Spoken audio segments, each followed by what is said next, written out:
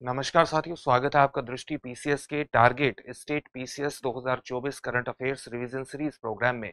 आप जानते हैं कि हाल ही में हमने इस प्रोग्राम की शुरुआत की है।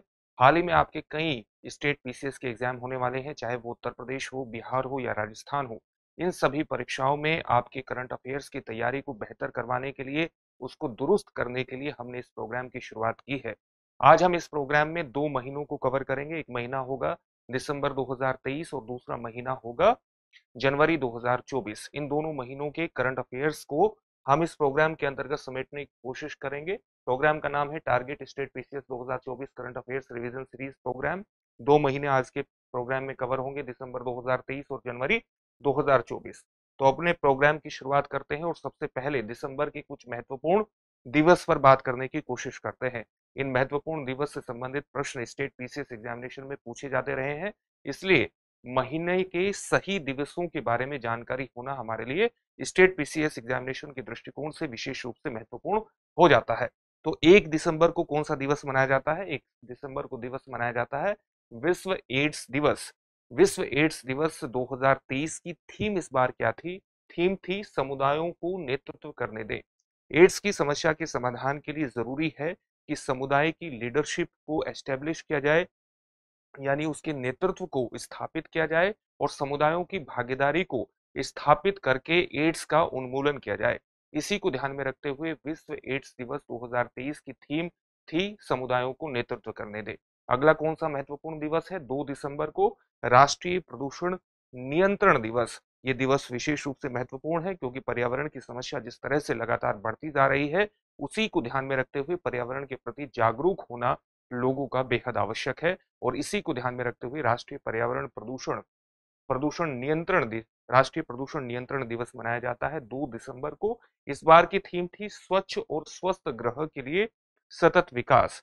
अगर हम अपने ग्रह को, अपने आसपास के पूरे वातावरण को स्वच्छ रखेंगे, स्वस्थ रखेंगे, तभी हमारा इस पर सतत जीवन निश्चित रह सकेगा, हम सस्टेनेबल रूप से विकास कर सकेंगे। इसके लिए महत्वपूर्ण है।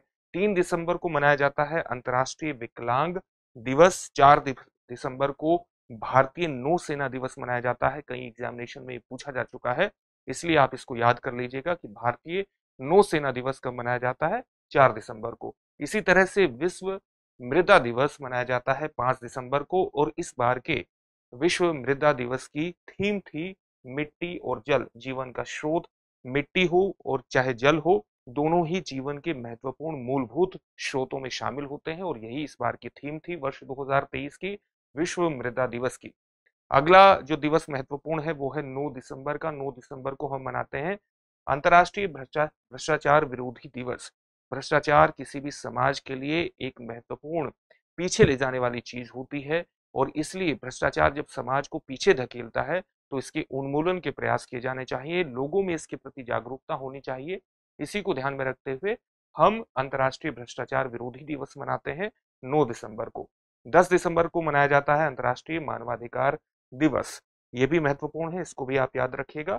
कुछ और दिवसों के बारे में जानते हैं, जैसे अंतर्राष्ट्रीय प्रवासी दिवस 18 दिसंबर को मनाया जाता है। प्रवासी दिवस मनाया जाना इसलिए भी महत्वपूर्ण है कि जो प्रवासन है, ये इतिहास में प्रत्येक समय विद्यमान रहा है, यानी प्राचीन काल से ही, पूरा पाषाण काल से और आज तक प्रवासन कभी रुका नहीं है। इसलिए एक स्थान से दूसरे स्थान पर जाना न केवल व्यक्ति के विकास के लिए आवश्यक माना जाता है, बल्कि कई बार उसकी आर्थिक उन्नति के लिए भी महत्वपूर्ण माना जाता है, उसके ज्ञान वर्धन के लिए भी महत्वपूर्ण माना जाता है। हाल ही में प्रवासन कई महत्वपूर्ण समस्याओं से भी प्रेरित रहा है।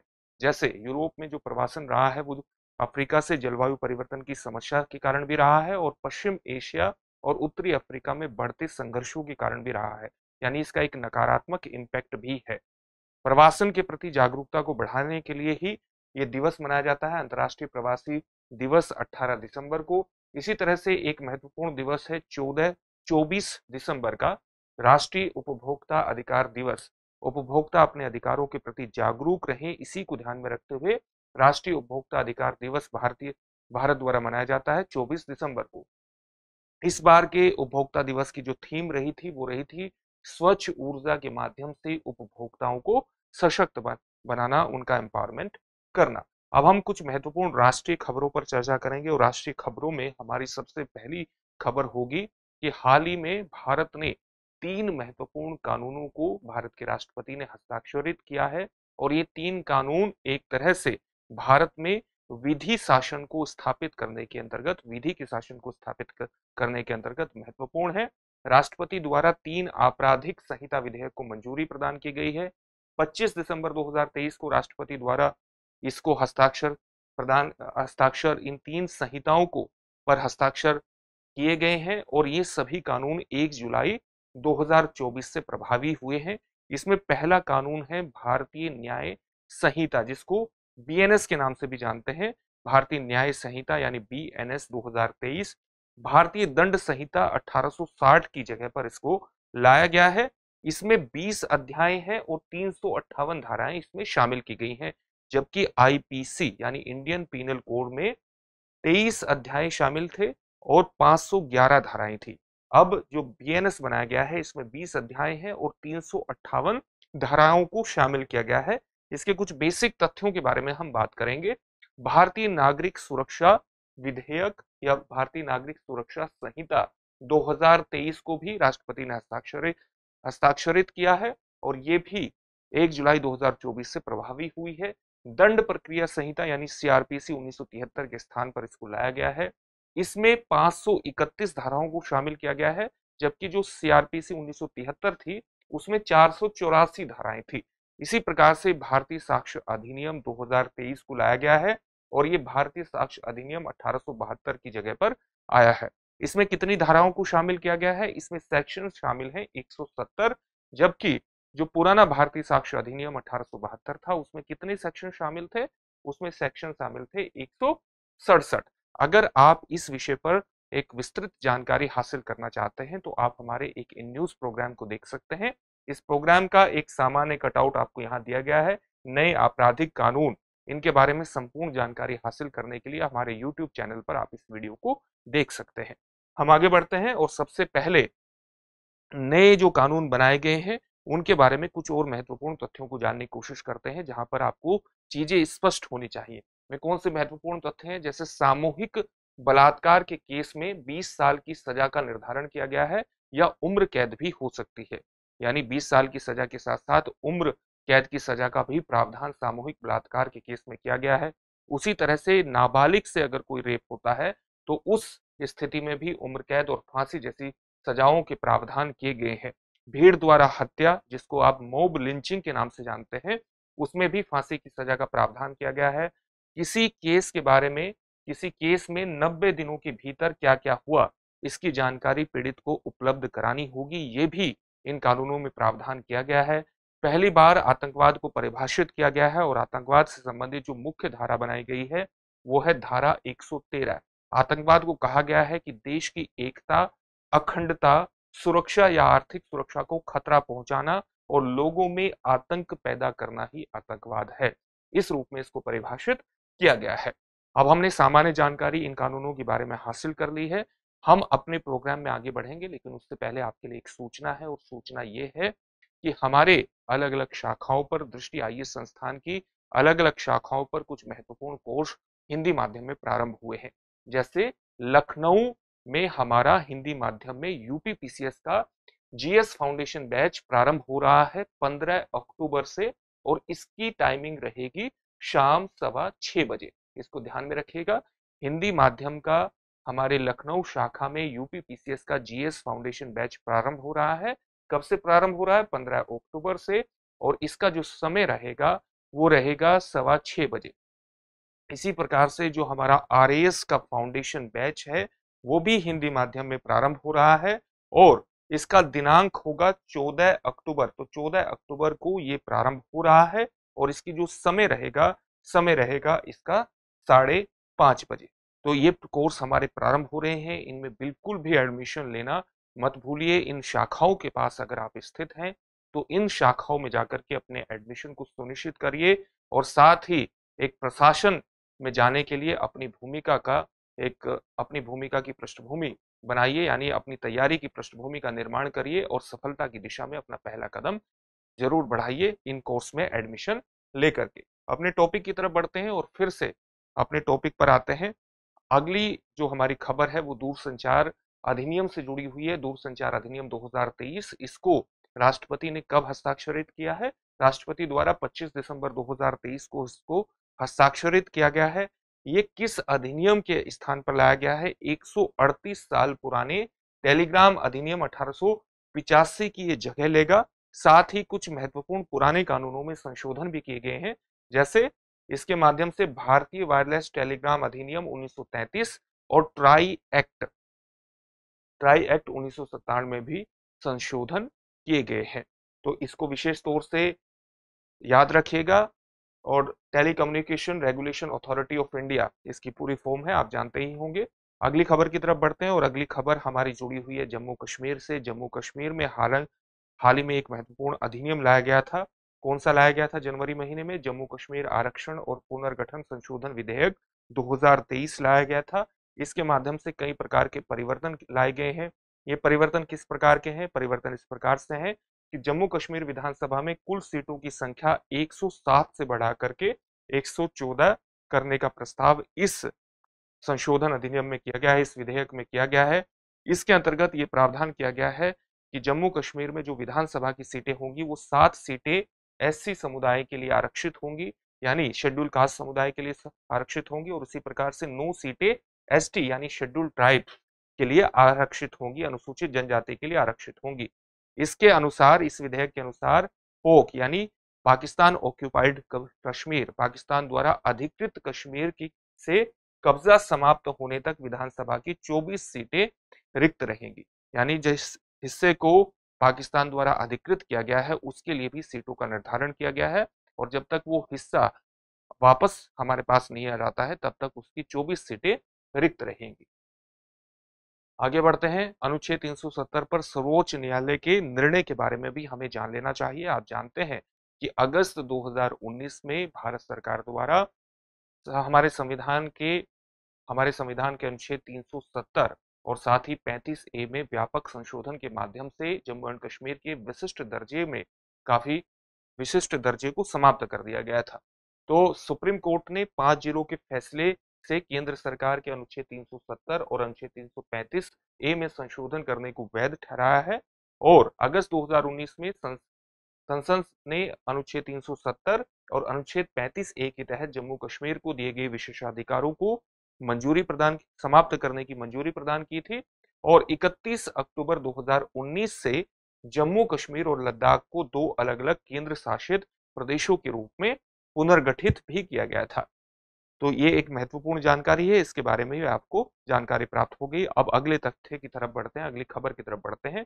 गृह मंत्रालय द्वारा किस ग्रुप को यूएपीए यानी अनलॉफुल एक्टिविटीज प्रिवेंशन एक्ट 1967 के तहत गैर कानूनी संघ घोषित किया गया है? मुस्लिम लीग जम्मू और कश्मीर। मुस्लिम लीग जम्मू और कश्मीर को यूएपीए 1967 के तहत गैर कानूनी संघ घोषित किया गया है, इस तथ्य को याद रखिएगा। अगला खबर है, किस मंत्रालय द्वारा राष्ट्रीय भूविज्ञान डेटा रिपोजिटरी, ठीक है, national geological data repository portal launch किया गया है? किसके द्वारा लॉन्च किया गया है? भारत सरकार के खनन मंत्रालय द्वारा इसको लॉन्च किया गया है। गृह मंत्री अमित शाह की अध्यक्षता में पूर्वी क्षेत्रीय परिषद की 26वीं बैठक कहां पर आयोजित हुई? पटना में आयोजित हुई है। ये कुछ महत्वपूर्ण तथ्य हैं, पीसीएस एग्जामिनेशन के लिहाज से इंपॉर्टेंट है, इनको याद कर लीजिएगा। आगे बढ़ते हैं। दुनिया का सबसे बड़ा कॉरपोरेट कार्यालय केंद्र कौन सा है? आपसे क्या पूछा गया है? दुनिया का सबसे बड़ा कॉरपोरेट कार्यालय केंद्र कौन सा है? तो ये है सूरत डायमंड बोर्स। अंतर्राष्ट्रीय हीरा एवं आभूषण व्यापार के लिए दुनिया का सबसे बड़ा और आधुनिक केंद्र है ये, इसको याद रखिएगा। इसी तरह से आगे एक और महत्वपूर्ण तथ्य है, आसियान भारत श्री अन्न फेस्टिवल कहां पर हुआ? इससे संबंधित प्रश्न आ सकते हैं श्री अन्न फेस्टिवल को लेकर के, क्योंकि भारत इसका एक अनाज के रूप में लगातार इसको बढ़ावा दे रहा है। तो ये श्री अन्न फेस्टिवल आसियान भारत कहां पर हुआ है? ये नई दिल्ली में आयोजित हुआ है। इंडिया इंटरनेट गवर्नेंस फोरम 2023 कहां आयोजित हुआ? किसके बारे में बात हो रही है? इंडिया इंटरनेट गवर्नेंस फोरम 2023 की बात हो रही है। ये नई दिल्ली में आयोजित हुआ। इसकी थीम क्या थी? भारत के डिजिटल एजेंडे को समायोजित करते हुए आगे बढ़ना। तो उसको समायोजित करते हुए आगे बढ़ना, इसकी एक थीम रही थी इंडिया इंटरनेट गवर्नेंस फोरम की। पांचवा वैश्विक आयुर्वेद महोत्सव का आयोजन कहां पर किया गया है? क्या पूछा गया है? पांचवा वैश्विक आयुर्वेद महोत्सव आयोजन कहां पर हुआ है? तिरुवनंतपुरम केरल में हुआ है। इसकी थीम क्या रही थी? इसकी थीम थी स्वास्थ्य में उभरती चुनौतियां और एक पुनरुत्थानशील आयुर्वेद। आप जानते हैं कि आयुर्वेद को रोग प्रिवेंशन के अंतर्गत, रोग रोकथाम के अंतर्गत विशेष रूप से महत्वपूर्ण माना जा रहा है। ऐसा माना जा रहा है कि अगर हम आयुर्वेद की पद्धतियों का इस्तेमाल करते हैं तो हम रोग को होने से पहले ही उस पर नियंत्रण लगा सकते हैं, उस पर रोकथाम लगा सकते हैं। और इसलिए स्वास्थ्य के दृष्टिकोण से महत्वपूर्ण है, आयुर्वेद महत्वपूर्ण है, और इसलिए भारत में आयुर्वेद को विकसित करने, उसको आगे बढ़ाने के प्रयास हो रहे हैं। 82वें भारतीय सड़क कांग्रेस का आयोजन कहाँ किया गया? तो 82वें भारतीय सड़क कांग्रेस का आयोजन किया गया गांधीनगर, गुजरात में। दुनिया के पहले पोर्टेबल अस्पताल आरोग्य मैत्री एड क्यूब का अनावरण कहाँ किया गया है? याद रखिएगा, पोर्टल का नाम क्या है? आरोग्य मैत्री एड क्यूब। इसका अनावरण कहाँ हुआ है? गुरुग्राम, हरियाणा में इसका अनावरण किया गया है। आगे बढ़ते हैं। हम्प द्वितीय विश्व युद्ध संग्रहालय का उद्घाटन कहां पर किया गया है? हम्प द्वितीय विश्व युद्ध संग्रहालय, ये इसका उद्घाटन हुआ है अरुणाचल प्रदेश के पूर्वी सियांग जिले में। और क्यों उद्घाटन हुआ है? ये द्वितीय विश्व युद्ध के दौरान मित्र देशों के शहीद वायु सैनिकों को समर्पित है, उसी के लिए बनाया गया है इस संग्रहालय को। किस स्थान द्वारा पानी से धातु आयनों को हटाने के लिए अमृत नामक तकनीक विकसित की गई है? किस संस्थान द्वारा विकसित की गई है? आईआईटी मद्रास द्वारा। क्यों विकसित किए गए हैं? पानी से धातु आयनों को हटाने के लिए। तकनीक का नाम क्या है? अमृत। ये सारे तथ्य आपको याद होने चाहिए। तो एक ही प्रश्न में कई तरह के तथ्य हैं जो आप याद कर सकते हैं। किस किस राज्य सरकार ने राज्य के सभी जिलों में एक कॉलेज को पीएम कॉलेज ऑफ एक्सीलेंस के रूप में स्थापित करने की घोषणा की है? मध्य प्रदेश। मध्य प्रदेश ने घोषणा की है कि वो प्रत्येक राज्य के प्रत्येक जिले में एक कॉलेज को पीएम कॉलेज ऑफ एक्सीलेंस के रूप में डेवलप करेगा, इसकी उसने घोषणा कर दी है। आगे बढ़ते हैं। किस राज्य या यूटी ने सिख विवाह अनुष्ठानों को वैधानिक मान्यता देने हेतु आनंद विवाह अधिनियम लागू किया है? किस यूटी ने या राज्य ने किया है? जम्मू और कश्मीर ने किया है। जम्मू और कश्मीर ने सिख विवाह अनुष्ठानों को मान्यता देने हेतु आनंद विवाह अधिनियम को लागू किया है। यह भी महत्वपूर्ण है, इसको भी याद रखिएगा। 27वें अंतर्राष्ट्रीय निवेश सम्मेलन का आयोजन कहां पर किया गया है? तो सम्मेलन किससे संबंधित है? निवेश से। सम्मेलन कैसा है? अंतर्राष्ट्रीय है। संख्या कौन सी है? 27वां सम्मेलन है। कहां पर आयोजित हुआ है? नई दिल्ली में। इसी तरह से 100 फुट ऊंचे रफी मीनार का निर्माण कहां पर किया जाएगा? 100 फुट ऊंचे रफी रफी मीनार का निर्माण पंजाब के अमृतसर में किया जाएगा। और ये क्यों किया जा रहा है? क्योंकि ये गीतकार मोहम्मद रफी का जन्म स्थान है, इसलिए वहां पर इसका अनावरण किया जाएगा। आगे बढ़ते हैं। तानसेन का संबंध कहां से है? आप जानते होंगे कि जो तानसेन है, तानसेन म्यूजिक की दुनिया में, मध्यकालीन म्यूजिक की दुनिया में अपना अलग स्थान रखते हैं, और इनका संगीत की दुनिया में इनका विशिष्ट स्थान है, और इनका संबंध ग्वालियर से है। ये खबर चर्चा में क्यों है? चर्चा में इसलिए है क्योंकि हाल ही में 25 दिसंबर 2023 को ग्वालियर किले के कर्ण महल में वार्षिक तानसेन समारोह में 1500 तबला वादकों ने एक साथ तबला बजाने का गिनीज वर्ल्ड रिकॉर्ड बनाया था। तबला वादक के रूप में विशिष्ट पहचान मध्यकालीन भारत में तानसेन ने बनाई थी, और इसलिए इनका एक वहां पर ग्वालियर के किले में कर्ण महल में एक समारोह रखा गया, जिसमें 1500 तबला वादकों ने एक साथ तबला बजाने का गिनीज वर्ल्ड रिकॉर्ड बनाया है। आगे बढ़ते हैं। भारत की सबसे तेज सौर इलेक्ट्रिक नाव का नाम क्या है? क्या किसका नाम पूछा है? भारत की सबसे तेज सौर इलेक्ट्रिक नाव का नाम, इसका नाम है बाराकुड़ा। इसे पर्यावरण अनुकूल समुद्री परिवहन के उद्देश्य से लॉन्च किया गया है। आप जानते हैं कि अलग अलग टेक्नोलॉजी के माध्यम से ऐसी टेक्नोलॉजी को, ऐसे तरीकों को बढ़ावा देने की कोशिश की जा रही है जो पर्यावरण के अनुकूल हो, पर्यावरण पर किसी प्रकार का नकारात्मक प्रभाव न डालते हो, ग्रीन हाउस गैस को बढ़ावा न देते हो। इसी को ध्यान में रखते हुए भारत की सबसे तेज सौर इलेक्ट्रिक नाव का निर्माण किया गया है, इसका नाम है बाराकुड़ा। उत्तर प्रदेश द्वारा किस शहर को भारत के पहले एआई शहर, यानी आर्टिफिशियल इंटेलिजेंस, कृत्रिम बुद्धिमत्ता शहर के रूप में विकसित किया जाएगा? ये शहर होगा लखनऊ। हाल ही में भारत के विदेश मंत्रालय और किस अंतर्राष्ट्रीय संगठन ने मिलकर प्रोजेक्ट प्रयास लॉन्च किया है? प्रोजेक्ट तो किस अंतर्राष्ट्रीय संगठन के साथ मिलकर के भारत के विदेश मंत्रालय ने प्रोजेक्ट प्रयास लॉन्च किया है? अंतर्राष्ट्रीय प्रवासन संगठन के साथ मिलकर के। इसका उद्देश्य क्या है? विदेश में अध्ययन या काम करने के इच्छुक भारतीय युवाओं और कुशल पेशेवरों के लिए सुरक्षित और व्यवस्थित प्रवास को बढ़ावा देना।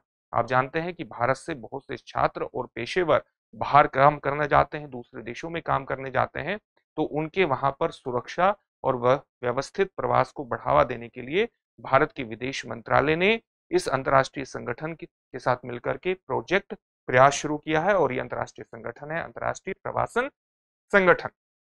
आगे बढ़ते हैं। राष्ट्रीय अपराध रिकॉर्ड ब्यूरो द्वारा दिसंबर 2023 में जारी रिपोर्ट के अनुसार लगातार तीसरे वर्ष भारत का सबसे सुरक्षित शहर कौन सा बना हुआ है? रिपोर्ट कौन सी है? राष्ट्रीय अपराध रिकॉर्ड ब्यूरो की रिपोर्ट है। रिपोर्ट कब की है? दिसंबर 2023 में जारी की गई है रिपोर्ट। और कौन सा ऐसा शहर है जो लगातार तीसरे वर्ष भारत का सबसे सुरक्षित शहर के रूप में इस रिपोर्ट में बना हुआ है? वो है कोलकाता। इस रिपोर्ट का शीर्षक क्या है? भारत में 2022 के लिए अपराध। अगली खबर है, पीएम ने यानी प्रधानमंत्री ने दुनिया के सबसे बड़े मेडिटेशन सेंटर जिसका नाम है स्वर्वेद महामंदिर, उसका उद्घाटन कहां पर किया है? तो सबसे बड़े मेडिटेशन सेंटर जिसका नाम है स्वर्वेद महामंदिर, इसका उद्घाटन हुआ है वाराणसी में। अंतर्राष्ट्रीय गीता महोत्सव का आयोजन कहां पर किया जाता है? अंतर्राष्ट्रीय गीता महोत्सव का आयोजन किया जाता है हरियाणा के कुरुक्षेत्र में। 2023 की इसकी थीम थी वसुधैव कुटुंबकम, श्रीमद् भगवत गीता और सार्वभौमिक एकता। इसमें एक भागीदार राज्य भी था और भागीदार राज्य था भारत का उत्तर पूर्व का असम राज्य। हाल ही में यूनेस्को यानी United Nations Educational Scientific and Cultural Organization ने किस नृत्य को अमूर्त सांस्कृतिक विरासत घोषित किया है? किस नृत्य को किया है? गुजरात के गरबा, पारंपरिक गरबा नृत्य को इसके अंतर्गत शामिल किया है। यूनेस्को ने शामिल किया है अमूर्त सांस्कृतिक धरोहर में। और इस सूची में शामिल होने वाली यह भारत की 15वीं विरासत है, यानी 15वीं अमूर्त सांस्कृतिक विरासत है। 12वां दिव्य कला मेला 2023 कहां आयोजित किया गया है? दिव्य कला मेला कौन सा 12वां? यह आयोजित हुआ है सूरत। तो ये सारे तथ्य आपके एग्जामिनेशन के दृष्टिकोण से महत्वपूर्ण है। अब अंतर्राष्ट्रीय खबरों की तरफ बढ़ते हैं। कुछ महत्वपूर्ण अंतर्राष्ट्रीय खबरें हैं। जैसे पहली खबर है, किसने लगातार अपने तीसरे कार्यकाल के लिए मिस्र के राष्ट्रपति के रूप में शपथ ली है? तीसरे कार्यकाल के रूप में मिस्र के राष्ट्रपति के रूप में शपथ ली है अब्दुल फताह अल सीसी ने। कौन पोलैंड के नए प्रधानमंत्री नियुक्त हुए हैं? तो पोलैंड के नए प्रधानमंत्री नियुक्त हुए हैं डोनाल्ड टस्क। किसे टाइम मैगजीन का पर्सन ऑफ द ईयर 2023 चुना गया है? टेलर स्विफ्ट को चुना गया है person of the year time magazine का। इसी तरह से एथलीट ऑफ द ईयर रहे हैं लियोनेल मेस्सी और सीईओ ऑफ द ईयर रहे हैं सैम ऑल्टमैन। कृत्रिम बुद्धिमत्ता यानी आर्टिफिशियल इंटेलिजेंस पर वैश्विक भागीदारी सम्मेलन कहां पर हुआ है? ये सम्मेलन हुआ है नई दिल्ली में। और इसके अंतर्गत 29 सदस्य देशों ने सर्वसम्मति से नई दिल्ली घोषणा को अपनाया है। पीएम नरेंद्र मोदी द्वारा इसका उद्घाटन किया गया था। चीन के बेल्ट एंड रोड इनिशिएटिव से कौन सा देश अलग हुआ है? हाल ही में ये तथ्य विशेष रूप से महत्वपूर्ण है। इटली ने चीन के बेल्ट एंड रोड इनिशिएटिव, जिसको बीआरआई के नाम से भी जाना जाता है, उससे अपने आप को हटा लिया है। किस देश ने? इटली ने हटाया है। आगे बढ़ते हैं। हिंद महासागर नौसैनिक संगोष्ठी 2023 नौसेना प्रमुखों के सम्मेलन का 8वां संस्करण कहां पर आयोजित हुआ है? क्या संस्करण है? हिंद महासागर नौसैनिक संगोष्ठी 2023 है। इसमें कौन भाग लेते हैं? ये नौसेना प्रमुखों का एक सम्मेलन है। इसका 8वां संस्करण यानी 8वीं बैठक कहां पर आयोजित हुई है? थाईलैंड के बैंकॉक में, थाईलैंड की राजधानी बैंकॉक में। उन इसके बारे में कुछ और तथ्य जान लेते हैं। जैसे 9वीं संगोष्ठी का आयोजन वर्ष 2025 में होगा और कहां पर होगा? भारत में होगा। तो 9वीं संगोष्ठी का आयोजन भारत में होने वाला है वर्ष 2025 में। कोरिया गणराज्य की नौसेना का नवीनतम पर्यवेक्षक के रूप में स्वागत किया गया है। तो इसके अंतर्गत कोरिया गणराज्य की जो नौसेना है उसका ऑब्जर्वर स्टेट के रूप में स्वागत इसके अंतर्गत किया गया है हिंद महासागर नौसैनिक संगोष्ठी के अंतर्गत। किन देशों ने भारतीय यात्रियों के लिए वीजा मुक्त प्रवेश, वीजा मुक्त प्रवेश, यानी उनको वहां पर जाने के लिए वीजा की आवश्यकता नहीं पड़ेगी। ऐसे कौन से देश हैं जिन्होंने भारत के यात्रियों के लिए इसकी घोषणा की है? ये देश हैं ईरान और केन्या। ईरान और केन्या के द्वारा ये घोषणा की गई है। इससे पहले श्रीलंका, थाईलैंड, मलेशिया, इंडोनेशिया ने भी भारतीय नागरिकों के लिए वीजा मुक्त प्रवेश यानी वीजा फ्री एंट्री की घोषणा की हुई है। दुनिया का सबसे बड़ा अफीम उत्पादक देश कौन सा है? दुनिया का सबसे बड़ा अफीम उत्पादक देश है म्यांमार। और ये चर्चा में इसीलिए है क्योंकि हाल ही में जो United nation office of drugs and crime है, उसके अनुसार म्यांमार अफगानिस्तान को पीछे छोड़कर दुनिया का सबसे बड़ा अफीम उत्पादक देश बन गया है। इसी के कारण ये चर्चा में आया है। वैसे अफगानिस्तान हुआ करता था दुनिया का सबसे बड़ा अफीम उत्पादक देश, अब म्यांमार हो गया है United nation office for drugs and crime के अनुसार। 28वां सिंधी सम्मेलन का आयोजन कहां पर किया गया है? सिंधी एक भाषा है जो कि सिंध प्रदेश में बोली जाती है और गुजरात में भी इसका इस्तेमाल होता है। तो इसका सम्मेलन आयोजन हुआ है 28वां दुबई में, यूएई के दुबई में। जीवन गुणवत्ता सूचकांक 2023 किसके द्वारा जारी किया जाता है? जीवन गुणवत्ता सूचकांक 2023 जारी किया गया है मर्सर द्वारा। प्रथम स्थान इसमें किसने प्राप्त किया है? प्रथम स्थान इसमें प्राप्त किया है ऑस्ट्रिया की राजधानी वियना ने। और प्रथम भारत में प्रथम स्थान किसने प्राप्त किया है? हैदराबाद ने। और हैदराबाद का विश्व में स्थान कौन सा रहा है? 153वां। संयुक्त राष्ट्र मिशन ने आधिकारिक तौर पर दिसंबर में किस देश में 10 साल की तैनाती समाप्त कर दी है? यानी संयुक्त राष्ट्र का एक मिशन चलता था और उसने अपने मिशन को समाप्त कर दिया है। किस देश में अपने मिशन को 10 साल बाद समाप्त किया है? ये देश है पश्चिम अफ्रीका में पड़ने वाला माली देश। संयुक्त राष्ट्र स्थिरीकरण मिशन को मिनूस्मा के नाम से जाना जाता था और मिनूस्मा की जो फुल फॉर्म है वो क्या है? United Nations multi dimensional integrated stabilization mission in Mali. आगे बढ़ते हैं और अपनी अगली खबर को देखते हैं। उष्णकटिबंधीय चक्रवात जैस्पर। उष्णकटिबंधीय चक्रवात यानी ट्रॉपिकल चक्रवात। आप जानते हैं कि ट्रॉपिकल एरिया कौन सा होता है? जो पृथ्वी के 23 डिग्री उत्तर विषुवत रेखा से 23-23.5 डिग्री उत्तर में पड़ने वाली कर्क रेखा और विषुवत रेखा के दक्षिण में 23.5 डिग्री पर पड़ने वाली मकर रेखा के बीच के क्षेत्र को हम कहते हैं उष्णकटिबंधीय क्षेत्र। यानी कर्क रेखा से मकर रेखा के बीच का क्षेत्र उष्णकटिबंधीय क्षेत्र में आता है। तो इसमें कई साइक्लोन उभरते हैं और तो एक साइक्लोन आया जिसका नाम था जेस्पर, ने किस देश को प्रभावित किया है? इसने ऑस्ट्रेलिया को प्रभावित किया है और ऑस्ट्रेलिया के पूर्वी हिस्से को प्रभावित किया है। वर्ष 2024 को किस रूप में मनाया जाएगा? वर्ष 2024 को अंतर्राष्ट्रीय कैमलीड्स वर्ष के रूप में मनाया जाएगा। इसका क्या मतलब हुआ? इसका मतलब यह है कि संयुक्त राष्ट्र ने लोगों के जीवन में कैमलीड्स यानी ऊंटों के महत्व को उजागर करने के लिए ही वर्ष 2024 को अंतर्राष्ट्रीय कैमलीड्स वर्ष घोषित किया है। माउंट मेरापी ज्वालामुखी कहां पर स्थित है? माउंट मेरापी ज्वालामुखी स्थित है इंडोनेशिया के सुमात्रा में। इंडोनेशिया में कई द्वीप बेहद वृहद हैं और बड़े हैं, जैसे सुमात्रा, जावा, बोर्नियो, ये बड़े द्वीप माने जाते हैं। तो इसके सुमात्रा द्वीप पर ही स्थित है मेरापी ज्वालामुखी।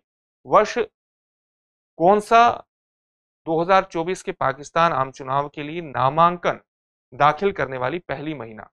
कौन वर्ष 2024 के पाकिस्तान आम चुनाव के लिए नामांकन दाखिल करने वाली पहली हिंदू महिला बनी है? इसका नाम जानना, इनका नाम जानना विशेष रूप से महत्वपूर्ण है। डॉक्टर सवीरा प्रकाश बनी है। हाल ही में किस देश ने ओपेक यानी Organization for Petroleum Exporting Countries, जो पेट्रोलियम निर्यात करने वाले देशों का एक समूह है, इस समूह को छोड़ने का निर्णय लिया है? तो दक्षिण अफ्रीकी महाद्वीप के दक्षिण क्षेत्र में पड़ने वाले एक देश का नाम है अंगोला, जो कि आप कह सकते हैं कि दक्षिण पूर्व में पड़ता है। तो अंगोला ने ओपेक को छोड़ने का निर्णय लिया है। अंगोला ने ये जो निर्णय लिया है ये उत्पादन लक्ष्य पर सहमति न बनने के कारण लिया है। आगे बढ़ते हैं और आप देखते हैं वर्ष 2000 दिसंबर 2023 की विज्ञान और प्रौद्योगिकी से संबंधित महत्वपूर्ण खबरों के बारे में, महत्वपूर्ण तथ्यों के बारे में। कौन भारतीय नौसेना के पश्चिमी बेड़े में युद्धपोत की कमान संभालने वाली पहली महिला अधिकारी बनी है? कौन बनी है? कमांडर प्रेरणा देवस्थली बनी है। किस भारतीय संस्थान को लीफ एरिक्सन लूनर पुरस्कार 2023 से सम्मानित किया गया है? किसको सम्मानित किया गया है? ये बहुत स्वाभाविक है, इसरो को सम्मानित किया गया है। भारत की जो स्पेस एजेंसी है उसको इस इंडियन स्पेस रिसर्च ऑर्गेनाइजेशन को सम्मानित किया गया है लीफ एरिक्सन लूनर पुरस्कार 2023 से। चंद्रयान 3 की सफलता के लिए आइसलैंड के हुसानिक संग्रहालय द्वारा ये पुरस्कार प्रदान किया गया है। आगे बढ़ते हैं, किस देश ने पृथ्वी पर दुनिया की सबसे गहरी प्रयोगशाला जिनपिंग अंडरग्राउंड लैब की शुरुआत की है? इसके नाम से ही आपको पता लग जाएगा कि चीन के द्वारा इसकी शुरुआत की गई है। किस कंपनी ने अपना एआई यानी आर्टिफिशियल इंटेलिजेंस कृत्रिम बुद्धिमत्ता मॉडल जेमिनी एआई लॉन्च किया है? तो गूगल के द्वारा जेमिनी एआई लॉन्च किया गया है। इन सभी तथ्यों को याद रखिएगा, एग्जामिनेशन के दृष्टिकोण से विशेष रूप से महत्वपूर्ण है। आगे बढ़ते हैं, कहां पर भारतीय डॉक्टरों द्वारा भारत का पहला बोन मैरो ट्रांसप्लांट किया गया है? दिल्ली कैंट के आर्मी अस्पताल में किया गया है। भारतीय डॉक्टरों द्वारा भारत का पहला बोन मैरो ट्रांसप्लांट किया गया है। भारतीय वायुसेना ने अस्त्र शक्ति 2023 अभ्यास के दौरान अपने इन हाउस डिजाइन और विकसित किस वायु रक्षा प्रणाली का सफल फायरिंग परीक्षण किया है? भारतीय वायुसेना ने अस्त्र शक्ति 2023 अभ्यास के दौरान अपने इन हाउस डिजाइन विकसित किस वायु रक्षा प्रणाली का सफल फायरिंग परीक्षण किया है? इस वायु रक्षा प्रणाली का नाम है समर। समर का पूरा नाम क्या है? The surface to air missile for assured retaliation इसका पूर्ण नाम है। यह परीक्षण आंध्र प्रदेश के सूर्यलंका वायुसेना स्टेशन में किया गया है। वायुसेना अभ्यास अस्त्र शक्ति 2023 के दौरान भारत ने अपने स्वदेशी आकाश मिसाइल जो कि सतह से हवा में मार करती है, सतह से हवा हथियार प्रणाली के साथ एक साथ 4 लक्ष्यों पर हमला करने की क्षमता प्रदर्शित करने वाला विश्व का पहला देश भारत बन गया है। तो इस तथ्य को भी विशेष तौर से याद रखिएगा, आपके सामने प्रस्तुत कर दिया गया है। हाल ही में किस देश ने स्वदेशी रूप से विकसित guided multi launch rocket system फतह 11 का सफल परीक्षण किया है? किसके द्वारा परीक्षण किया गया है? पाकिस्तान के द्वारा यह परीक्षण किया गया है। ये डिफेंस टेक्नोलॉजी से संबंधित कुछ महत्वपूर्ण प्रश्न है। अगला तथ्य है, किस क्षुद्र ग्रह को अराजकता का देवता के रूप में माना जाता है, कहा जाता है? अराजकता का देवता किसको कहा जाता है? क्षुद्र ग्रह एपोफिस को कहा जाता है। इसके 13 अप्रैल 2029 को लगभग 20,000 मील दूर से पृथ्वी के पास से गुजरने की संभावना है। नासा ने इसका अध्ययन करने के लिए OSIRIS रेक्स अंतरिक्ष यान लॉन्च किया हुआ है। तो याद रखिएगा, अराजकता का देवता के रूप में किस क्षुद्र ग्रह को माना जाता है? क्षुद्र ग्रह एपोफिस को माना जाता है। 13 अप्रैल 2029 को इसके पृथ्वी से लगभग 20,000 मील दूर से गुजरने की संभावना है और इसका अध्ययन करने के लिए नासा ने लॉन्च किया है किसको? ओसिरिस रेक्स अंतरिक्ष यान लॉन्च किया है। किस विश्वविद्यालय के शोधकर्ताओं द्वारा एक बैक्टीरिया पेंटोइया टैगोरी की खोज की गई है? तो आपको बताना है कि किस विश्वविद्यालय के शोधकर्ताओं द्वारा एक नए बैक्टीरिया की खोज की गई है जिसका नाम है पेंटोइया टैगोरी। तो विश्व भारती विश्वविद्यालय द्वारा एक खोज की गई है। ये बैक्टीरिया पौधों की वृद्धि को बढ़ाने में सक्षम है और इस बैक्टीरिया का जो नाम है रविंद्रनाथ टैगोर के नाम पर पेंटोइया टैगोरी रखा गया है। आगे बढ़ते हैं, ये सारे तथ्य आपको विशेष तौर से याद रखने हैं क्योंकि पीसीएस एग्जामिनेशन में इस तरह के तथ्य पूछ लिए जाते हैं, तो आपको याद रखने की कोशिश करनी है। इनमें विशेष तौर से ध्यान रखना है कि बार बार रिवीजन आपके लिए महत्वपूर्ण हो सकता है। अगर आप इन तथ्यों को बार बार पढ़ते हैं, याद करने की कोशिश करते हैं, तो आपको एग्जामिनेशन में बेहतर प्रदर्शन करने में मदद मिलेगी। कहाँ दुनिया के सबसे बड़े और सबसे उन्नत परमाणु संलयन रिएक्टर JT60SA का अनावरण किया गया है? दुनिया का सबसे बड़ा और सबसे उन्नत यानी एडवांस्ड परमाणु संलयन रिएक्टर JT60SA का अनावरण कहां पर किया गया है? जापान के इबाराकी प्रांत में किया गया है। आगे बढ़ते हैं, किस सेना के द्वारा द्विवार्षिक अभ्यास प्रस्थान का आयोजन किया गया है? भारतीय नौसेना के द्वारा एक द्विवार्षिक अभ्यास का आयोजन किया गया है जिसका नाम है प्रस्थान। किस देश ने पृथ्वी के ऊपरी आवरण में खुदाई के लिए मैंगजियांग नामक एक विशाल ड्रिलिंग जहाज का निर्माण किया है? चीन ने निर्माण किया है। और मैग जो नाम है ये मैंगजियांग का चीनी भाषा में इसका अर्थ होता है सपना। तो याद रखिएगा इस तथ्य को भी। तो अनावरण खुदाई, पृथ्वी के ऊपरी आवरण में खुदाई के लिए मैंगजियांग नामक एक विशाल महासागर ड्रिलिंग जहाज का निर्माण किया गया है। मैंगजियांग का चीनी भाषा में इसका अर्थ होता है सपना। तो इसको विशेष तौर से याद रखिएगा, चीन के द्वारा ये इस जहाज का निर्माण किया गया है। पाट मित्रो ऐप किस मंत्रालय द्वारा लॉन्च किया गया है? क्या नाम है? पाट मित्रो मित्रो कपड़ा मंत्रालय द्वारा इसको जारी किया गया है। कपड़ा मंत्रालय जूट यानी जूट संगोष्ठी के दौरान भारतीय जूट निगम लिमिटेड द्वारा विकसित एक मोबाइल एप्लीकेशन पाट मित्रो लॉन्च किया है। और भारत आप जानते हैं कि दुनिया में जूट का सबसे बड़ा उत्पादक माना जाता है, जूट का सबसे बड़ा उत्पादक है। पर्यावरण और पारिस्थितिकी से संबंधित दिसंबर 2023 की महत्वपूर्ण तथ्यों को जानने की कोशिश करते हैं। 28वें कॉन्फ्रेंस ऑफ पार्टीज कोप 28 का आयोजन कहां पर किया गया था? उस समय इसका आयोजन किया था दुबई में, यूएई में किया गया था। यूनाइटेड अरब अमीरात के दुबई में आयोजन हुआ था। कोप क्या होता है? कॉन्फ्रेंस ऑफ पार्टीज इसकी फुल फॉर्म होती है।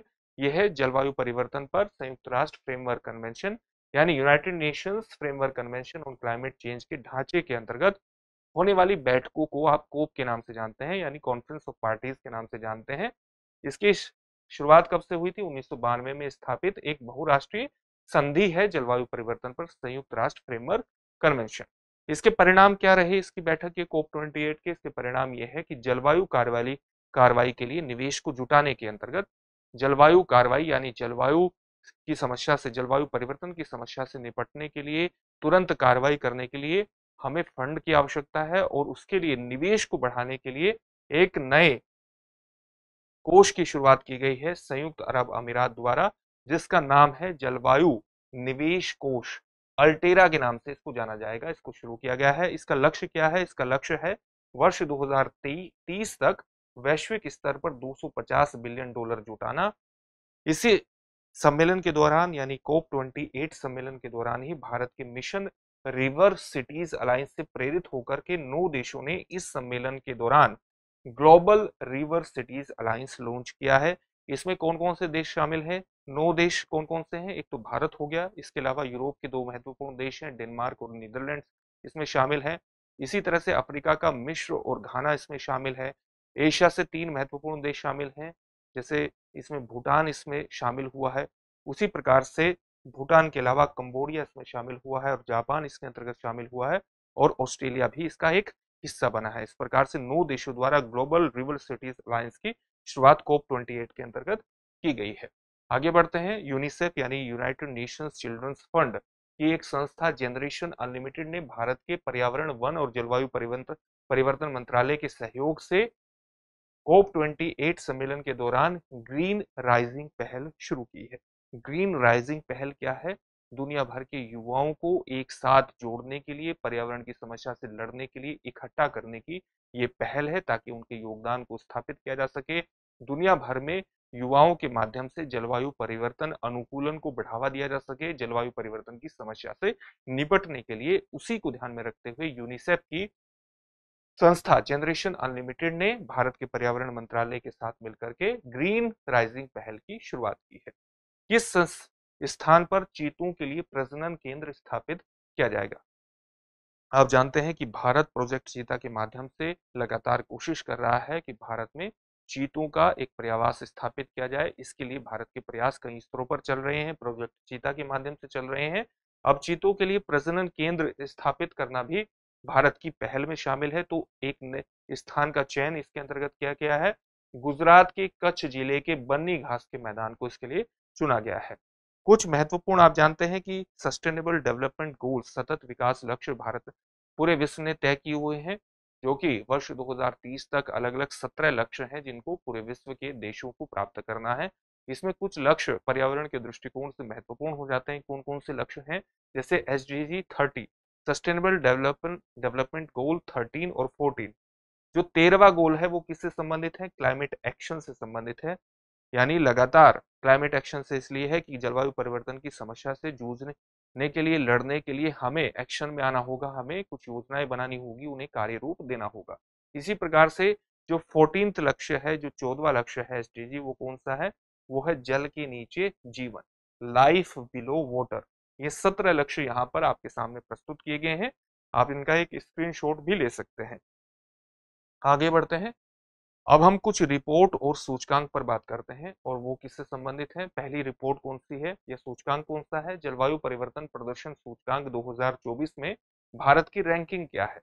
सूचकांक कौन सा है? जलवायु परिवर्तन प्रदर्शन सूचकांक 2024, इसमें भारत की रैंकिंग है 7वीं। किसके द्वारा इसको प्रकाशित किया गया है? German watch, new climate institute और क्लाइमेट एक्शन नेटवर्क द्वारा इसको प्रकाशित किया गया है। इसमें भारत की रैंकिंग 7वीं है। वर्ष 2023 में भारत की रैंकिंग 8वीं थी, तो भारत ने एक रैंकिंग का इसमें आप कह सकते हैं बदलाव आया है। पहले 3 स्थानों पर कोई भी देश नहीं है और डेनमार्क को चौथा स्थान पर रखा गया है। एक और महत्वपूर्ण योजना है भारत की आकांक्षी ब्लॉक योजना, आकांक्षी ब्लॉक कार्यक्रम, जिसके माध्यम से जो सबसे पिछड़े हुए ब्लॉक हैं उनको अलग अलग मानकों पर सुधारने का प्रयास किया जाएगा, चाहे वो शिक्षा हो, स्वास्थ्य हो या जीवन की गुणवत्ता हो। तो आकांक्षी ब्लॉक कार्यक्रम की पहल डेल्टा रैंकिंग किसके द्वारा, कि पहली डेल्टा रैंकिंग किसके द्वारा जारी की गई है? नीति आयोग के द्वारा ये जारी की गई है। आकांक्षी ब्लॉक कार्यक्रम की पहली डेल्टा रैंकिंग तेलंगाना की त्रियाना ब्लॉक को शीर्ष स्थान इसके अंतर्गत मिला है, जबकि उत्तर प्रदेश के कौशाम्बी ब्लॉक को दूसरा स्थान इसके अंतर्गत प्राप्त हुआ है इस डेल्टा रैंकिंग में। इस कार्यक्रम में 500 ब्लॉकों को शामिल किया गया है। 500 जो ब्लॉक हैं जो काफी पिछड़े माने जाते हैं शिक्षा के स्तर पर, स्वास्थ्य के स्तर पर, उनको उनमें तरह तरह के परिवर्तनों को ला करके अन्य ब्लॉक के अनुसार अन्य ब्लॉक के स्तर पर उनको लाने का प्रयास आकांक्षी ब्लॉक कार्यक्रम के अंतर्गत किया जाएगा। विश्व डिजिटल प्रतिस्पर्धात्मक विश्व डिजिटल प्रतिस्पर्धात्मकता रैंकिंग 2023 किसके द्वारा जारी की गई है? अंतर्राष्ट्रीय प्रबंधन विकास संस्थान द्वारा इसको जारी किया गया है। भारत की रैंक इसमें कौन सी है? 49वीं है। और एशिया प्रशांत क्षेत्र में भारत का स्थान कौन सा है? 12वां स्थान है, जबकि अमेरिका इसके अंतर्गत पहले स्थान पर विराजमान है। फोर्ब्स 2023 की दुनिया की सबसे शक्तिशाली महिलाओं की सूची में पहला स्थान किसका है? यूरोपीय संघ की अध्यक्ष उर्सुला वॉन डेर लेयन का पहला स्थान है दुनिया की सबसे शक्तिशाली महिलाओं में। वहीं पर यूरोपियन सेंट्रल बैंक की अध्यक्ष क्रिस्टीन लेगार्ड दूसरे स्थान पर है, और कमला हैरिस, जो कि आप जानते हैं कि यूएस में राष्ट्रपति की उम्मीदवार हैं डेमोक्रेटिक पार्टी की, उनको तीसरे स्थान पर रखा गया है। जबकि भारत की जो वित्त मंत्री हैं निर्मला सीतारमन, उनको इस पूरी सूची में 34वां स्थान प्राप्त हुआ है। विकसित भारत एट 2047 2047 पहल का मुख्य उद्देश्य क्या है? भारत को 2047 तक एक विकसित राष्ट्र बनाना इस पहल का महत्वपूर्ण उद्देश्य है। प्रधानमंत्री गरीब कल्याण अन्न योजना कब शुरू की गई थी? प्रधानमंत्री गरीब कल्याण अन्न योजना विशेष रूप से महत्वपूर्ण है। इसको वर्ष 2020 में शुरू किया गया था। केंद्र सरकार 1 जनवरी 2024 से 5 वर्ष की अवधि के लिए प्रधानमंत्री गरीब कल्याण अन्न योजना के तहत लगभग 81.35 करोड़ लाभार्थियों को मुफ्त खाद्यान्न उपलब्ध इसके अंतर्गत करवाएगी। कब से करवाएगी? 1 जनवरी 2024 से 5 वर्ष की अवधि के लिए मुफ्त खाद्यान्न उपलब्ध करवाएगी। मुफ्त में खाद्यान्न उपलब्ध करवाया जाएगा लगभग 81 करोड़ लोगों को।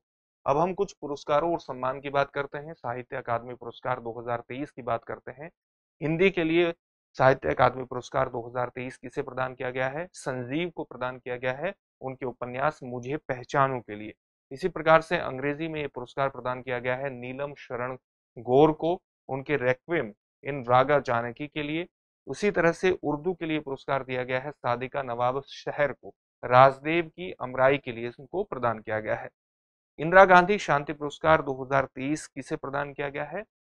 पियानो वादक डेनियल बैरनबोइम और शांति कार्यकर्ता अली अबू अव्वाद को यह प्रदान किया गया है। अली अबू अव्वाद को इजराइल हमास संघर्ष के अहिंसक समाधान की दिशा में उनके प्रयासों के लिए गांधी शांति पुरस्कार 2023 प्रदान किया गया है। रविंद्रनाथ टैगोर साहित्यिक पुरस्कार 2023 किन्हें मिला है? ये मिला है लेखिका सुकृता पाल कुमार और नोबेल पुरस्कार विजेता अर्थशास्त्री अभिजीत बनर्जी को यह पुरस्कार प्रदान किया गया है। तो ये पुरस्कारों की बात हुई, और देखते हैं पुरस्कार 33वां व्यास सम्मान किसे प्रदान किया गया है? पुष्पा भारती को यह सम्मान प्रदान किया गया है। उनके संस्मरण यादें के लिए उनको प्रदान किया गया है। पुष्पा भारती को सम्मान दिया गया है 33वां व्यास सम्मान। सिंगापुर का प्रतिष्ठित कला सम्मान भारतीय मूल की लेखिका को मिला है जिनका नाम है मीरा चंद, और इनके साथ ये पुरस्कार मिला है सुचेन क्रिस्टीन लिम और उस्मान अब्दुल हमीद। इनको भी ये पुरस्कार इनके साथ मिला है। पद्म पानी लाइफ टाइम अचीवमेंट अवार्ड किसको प्राप्त हुआ है? जावेद अख्तर साहब को प्राप्त हुआ है। भारत की किस वैज्ञानिक को फ्रांस के सर्वोच्च नागरिक पुरस्कार द लीजन ऑफ ऑनर से सम्मानित किया गया है? आप जानते हैं कि इसरो की वैज्ञानिक वी आर ललितांबिका को यह पुरस्कार प्रदान किया गया है। इसको भी आपको याद रखना चाहिए। कुछ युद्धाभ्यासों के बारे में बात कर लेते हैं जो दिसंबर 2023 से जुड़े हुए हैं। वज्र प्रहार 14वां संस्करण किन देशों के बीच हुआ? भारत और अमेरिका के बीच यह अभ्यास हुआ। यह उमरोई मेघालय में आयोजित किया गया था। अभ्यास सूर्य किरण किन देशों के बीच हुआ? ये भारत और नेपाल के बीच हुआ। ये उत्तराखंड के पिथौरागढ़ में आयोजित किया गया था। अब हम कुछ बात कर लेते हैं कुछ प्रमुख पुस्तकों पर जो लगातार चर्चा में रही। कौन कौन सी पुस्तक है? जैसे एक पुस्तक है द बाबरी मस्जिद राम मंदिर डायलेमा। ये किसके द्वारा लिखी गई है? माधव गोडबोले के द्वारा लिखी गई है। इसी प्रकार से वो एक और महत्वपूर्ण पुस्तक है ब्रेकिंग द मोल्ड री इमेजिनिंग इंडियाज इकोनॉमिक फ्यूचर। ये लिखी गई है रघुराम राजन और रोहित लांबा के द्वारा। इसी प्रकार से वेलकम टू पैराडाइज एक और महत्वपूर्ण बुक है। ये ट्विंकल खन्ना के द्वारा लिखी गई है। इन किताबों को याद रखिएगा। खेल से संबंधित कुछ खबर महत्वपूर्ण रही हैं, जैसे मेजर ध्यानचंद खेल रत्न पुरस्कार 2023 किन्हें मिला है? चिराग शेट्टी और सात्विक साईराज को यह पुरस्कार प्रदान किया गया है। खेलो इंडिया पैरा गेम्स का आयोजन कहां पर हुआ है? नई दिल्ली में हुआ है। इसमें शीर्ष स्थान प्राप्त किया है हरियाणा ने। उत्तर प्रदेश को कुल 62 पदक के साथ दूसरा स्थान प्राप्त हुआ है। विजय हजारे ट्रॉफी 2023 का खिताब पहली बार किसने जीता है? ये हरियाणा ने जीता है और राजस्थान को हरा करके जीता है विजय हजारे ट्रॉफी 2023 का खिताब। अंडर 19 एशिया कप 2023 का आयोजन कहां पर हुआ है? यूनाइटेड अरब अमीरात में किया गया है। इसके विजेता कौन रहे हैं? अंडर 19 एशिया कप 2023 का विजेता रहा है Bangladesh. Wrestling rising star of the year किसे चुना गया है? Wrestling rising star of the year चुना गया है भारतीय पहलवान अंतिम पंघाल को। यह भी एक महत्वपूर्ण तथ्य है। अब हम जनवरी 2024 की कुछ महत्वपूर्ण खबरों पर चर्चा करेंगे। इसके अंतर्गत भी राष्ट्रीय अंतर्राष्ट्रीय खेल पुरस्कार विज्ञान एवं प्रौद्योगिकी सभी मुद्दों पर बात होंगी। सबसे पहले दिवस की स्थिति देख लेते हैं कि जनवरी 2024 के में कौन से दिवस हैं जहां से आपसे प्रश्न पूछा जा सकता है और आपके लिए महत्वपूर्ण है। पहला दिवस है 1 जनवरी। 1 जनवरी को हम क्या मनाते हैं? विश्व शांति दिवस मनाते हैं। 4 जनवरी को एक और महत्वपूर्ण दिवस मनाया जाता है, विश्व ब्रेल दिवस मनाया जाता है। इस बार की जो थीम थी वर्ष 2024 की 4 जनवरी विश्व ब्रेल दिवस की, वो थी समावेशन और विविधता के माध्यम से सशक्तिकरण। 5 जनवरी को मनाते हैं राष्ट्रीय पक्षी दिवस। प्रवासी भारतीय दिवस मनाया जाता है 9 जनवरी को, क्योंकि आप जानते हैं कि 9 जनवरी 1915 में महात्मा गांधी दक्षिण अफ्रीका से भारत लौटे थे। तो 9 जनवरी का दिन महत्वपूर्ण है, प्रवासी भारतीय दिवस के रूप में मनाया जाता है। 9 जनवरी प्रवासी भारतीय दिवस 2024 की इस बार की थीम थी प्रवासी अमृत काल में भारत की प्रगति के लिए विश्वसनीय भागीदार। भारत को विकसित बनाने के अंतर्गत हमारे डायस्पोरा की भूमिका को स्थापित करने के लिए इस थीम को रखा गया है। 11 जनवरी राष्ट्रीय मानव तस्करी जागरूकता दिवस मनाया जाता है और 12 जनवरी को मनाया जाता है राष्ट्रीय युवा दिवस। 12 जनवरी को क्यों मनाया जाता है? क्योंकि स्वामी विवेकानंद का जन्म दिवस पड़ता है।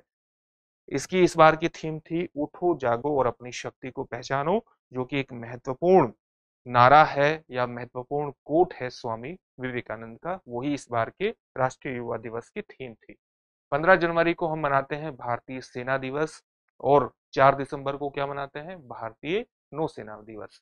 जो आपको बताया गया था 15 जनवरी को मनाते हैं भारतीय सेना दिवस। इस बार की जो थीम थी 15 जनवरी 2024 की, वो थी राष्ट्र की सेवा में। 16 जनवरी को हम क्या मनाते हैं? राष्ट्रीय स्टार्टअप दिवस मनाते हैं।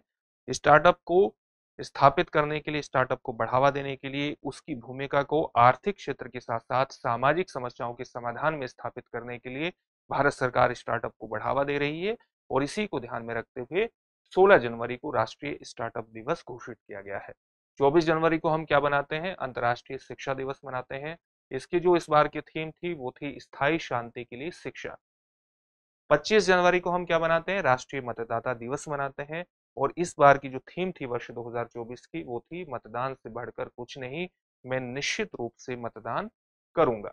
26 जनवरी की जो थीम थी, 26 जनवरी को आप जानते हैं कि 26 जनवरी को भारत गणतंत्र दिवस मनाता है, क्योंकि इस दिन हमारा संविधान लागू हुआ था। तो भारतीय गणतंत्र दिवस 2026 की जो इस बार की थीम थी वो थी विकसित भारत और भारत लोकतंत्र की मातृका यानी जननी। 29 जनवरी को हम मनाते हैं विश्व कुष्ठ उन्मूलन दिवस यानी विश्व लेप्रोसी उन्मूलन दिवस, और इस बार की थीम थी वर्ष 2024 की बीट लेप्रोसी यानी लेप्रोसी को, कुष्ठ रोग को हराओ। यह दिवस जनवरी महीने के आखिरी रविवार को मनाया जाता है, यानी जनवरी महीने का जो आखिरी रविवार होता है वही दिन इसके लिए निर्धारित होता है, और इस बार ये दिन था 29 जनवरी। 30 जनवरी को हम क्या मनाते हैं? 30 जनवरी को हम, क्योंकि आप जानते हैं कि महात्मा गांधी की जो हत्या हुई थी वो 30 जनवरी 1948 को हुई थी, और उसी तारीख को ध्यान में रखते हुए हम शहीद दिवस 30 जनवरी को मनाते हैं। चलिए आगे बढ़ते हैं, अब राष्ट्रीय खबरों पर चर्चा करने की कोशिश करते हैं। राष्ट्रीय खबर क्या है हमारी? 26 जनवरी 2024 को मनाए गए 75वें गणतंत्र दिवस की कुछ महत्वपूर्ण बातों को देख लेते हैं। जो गणतंत्र दिवस इस बार मनाया गया था, 26 जनवरी को आप गणतंत्र दिवस हम मनाते हैं क्योंकि हमारा संविधान उस दिन लागू हुआ था। तो उसकी इस बार की थीम क्या थी? विकसित भारत और भारत लोकतंत्र की मातृका यानी जननी। मुख्य अतिथि कौन थे? फ्रांस के राष्ट्रपति इमैनुअल मैक्रोन मुख्य अतिथि थे। सर्वश्रेष्ठ झांकी कौन सी थी? सर्वश्रेष्ठ झांकी का खिताब मिला है संस्कृति मंत्रालय कल्चरल मिनिस्ट्री की झांकी को, जिसका नाम था भारत लोकतंत्र की जननी विषय पर यह आधारित थी। नाम नहीं था बल्कि इस विषय पर यह आधारित थी कि भारत लोकतंत्र की जननी है, इस विषय पर एक झांकी बनाई गई थी संस्कृति मंत्रालय द्वारा और उसे सर्वश्रेष्ठ झांकी का खिताब मिला है। राज्यों में सर्वश्रेष्ठ झांकी का पुरस्कार किसे प्राप्त हुआ है? ओडिशा को प्राप्त हुआ है।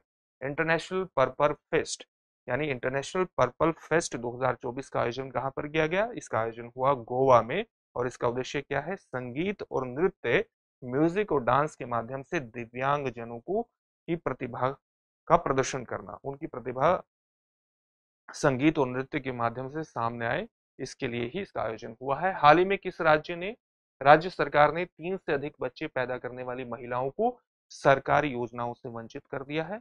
ये निर्णय लिया है असम सरकार। सिर्फ लड़कियों के लिए पहला सैनिक स्कूल कहां पर खोला जाएगा? ये मथुरा के वृंदावन में खोला गया है, और इसका जो उद्घाटन है वो हमारे देश के डिफेंस मंत्री यानी रक्षा मंत्री राजनाथ सिंह द्वारा किया गया है। स्कूल का नाम है संविद गुरुकुलम गर्ल्स सैनिक स्कूल। भारत सरकार ने इस स्कूल सहित 9 सैनिक स्कूल स्थापित करने का निर्णय लिया है। सैनिक स्कूल में लड़कियों के प्रवेश को 2019 में मंजूरी प्रदान कर दी गई थी। हाल ही में कहां पर 10वीं शताब्दी का कदम्ब शिलालेख प्राप्त हुआ है? गोवा के काकोड़ा के महादेव मंदिर में प्राप्त हुआ है। आगे बढ़ते हैं, हाल ही में किसके द्वारा 18वीं शिक्षा की वार्षिक स्थिति रिपोर्ट 2023 जिसका नाम है बियॉन्ड बेसिक्स वो जारी की गई है। तो 18वीं शिक्षा की वार्षिक स्थिति रिपोर्ट है 2023 जिसका नाम है बियॉन्ड बेसिक्स, किसके द्वारा जारी की जाती है? ये एनजीओ प्रथम द्वारा, एक एनजीओ है, नॉन प्रॉफिट ऑर्गेनाइजेशन है जिसका नाम है प्रथम, इसके द्वारा ये जारी की गई है। ये छात्रों की गणित क्षमता, उनके व्यवहारिक ज्ञान और डिजिटल कौशल पर केंद्रित है। हाल ही में जारी एक रिपोर्ट के अनुसार वर्ष 2023 का भारत का सबसे प्रदूषित शहर किसे घोषित किया गया है? बर्नीहाट शहर जो कि मेघालय में स्थित है, इसको घोषित किया गया है। आगे बढ़ते हैं, हम लोग तेजी से आगे बढ़ने की कोशिश करते हैं। हाल ही में किस राज्य में हट्टी समुदाय को अनुसूचित जनजाति का दर्जा प्रदान किया गया है? हट्टी समुदाय को अनुसूचित जनजाति का यानी शेड्यूल्ड ट्राइब का दर्जा हिमाचल प्रदेश ने प्रदान किया है। किस राज्य सरकार ने देश की पहली 100% इलेक्ट्रिक बाइक टैक्सी सेवा जिसका नाम है बायू की शुरुआत की है? असम सरकार के द्वारा शुरू की गई है। क्या है ये? देश की पहली 100% इलेक्ट्रिक बाइक टैक्सी सेवा है जिसका नाम है बायू। असम सरकार के द्वारा इसको प्रारंभ किया गया है। कहां पर भारत का पहला केंद्र वित्त पोषित गाय अभ्यारण्य बनाया गया है? केंद्र वित्त पोषित यानी केंद्र द्वारा इसको फंड दिया जाएगा। कहां पर बनाया गया है? उत्तर प्रदेश के मुजफ्फरनगर में गाय अभ्यारण्य बनाया जाएगा। पंचायत से संसद तक कार्यक्रम किसके द्वारा शुरू किया गया है? पंचायत से संसद तक कार्यक्रम की शुरुआत की गई है लोकसभा अध्यक्ष ओम बिरला के द्वारा। इसका उद्देश्य क्या है? इसका उद्देश्य है जमीनी स्तर की महिला नेताओं को सशक्त बनाना। अगले तथ्य की तरफ बढ़ते हैं, किस राज्य में पूर्वोत्तर भारत के पहले प्राकृतिक चिकित्सा अस्पताल की नींव रखी गई है? किस राज्य में ये नींव रखी गई है? पूर्वोत्तर भारत के पहले प्राकृतिक चिकित्सा अस्पताल की असम के डिब्रूगढ़ में इसकी नींव रखी गई है। भारत वैश्विक स्तर पर किस नंबर का सबसे बड़ा शेयर बाजार बन गया है? यानी भारत का सबसे बड़ा बाजार, भारत का जो शेयर बाजार है वो विश्व में कौन से स्थान पर आ गया है? इसका स्थान हो गया है चौथा और भारत ने हांगकांग को पीछे छोड़ दिया है। किस राज्य ने अपने यहाँ एससीज, एसटीज और ओबीसीज के लिए वृद्धावस्था पेंशन की अर्हता आयु को 60 वर्ष से घटाकर 50 वर्ष कर दिया है? एससीज, एसटीज और ओबीसी के लिए वृद्धावस्था पेंशन की अर्हता को 60 वर्ष से घटाकर 50 वर्ष किया है झारखंड ने। अगली खबर की तरफ बढ़ते हैं। हाल ही में जारी एक रिपोर्ट के अनुसार कौन सा भारतीय शहर कामकाजी महिलाओं के लिए सर्वश्रेष्ठ है? तो कौन सा शहर कामकाजी महिलाओं के लिए सर्वश्रेष्ठ माना गया है? तमिलनाडु का चेन्नई शहर। यूनिकॉर्न बनने वाली भारत की पहली एआई कंपनी कौन सी है? यूनिकॉर्न बनने वाली भारत की पहली एआई कंपनी यानी आर्टिफिशियल इंटेलिजेंस कंपनी कौन सी है? कृत्रिम कंपनी है। आप इसकी स्पेलिंग को कृत्रिम इस तरह से लिखा जाता है। यह ओला के फाउंडर भाविश अग्रवाल की कंपनी। भारतीय स्टाम्प विधेयक 2023 किस अधिनियम का स्थान लेगा? ये स्थान लेगा भारतीय स्टाम्प अधिनियम 1899 का। और इस अधिनियम का उद्देश्य क्या है? स्टाम्प शुल्क प्रावधानों का आधुनिकीकरण, उनका मॉडर्नाइजेशन। पक्के पागा हॉर्नबिल फेस्टिवल, क्या नाम है? पक्के पागा हॉर्नबिल फेस्टिवल का नौवां संस्करण कहाँ आयोजित किया जाएगा?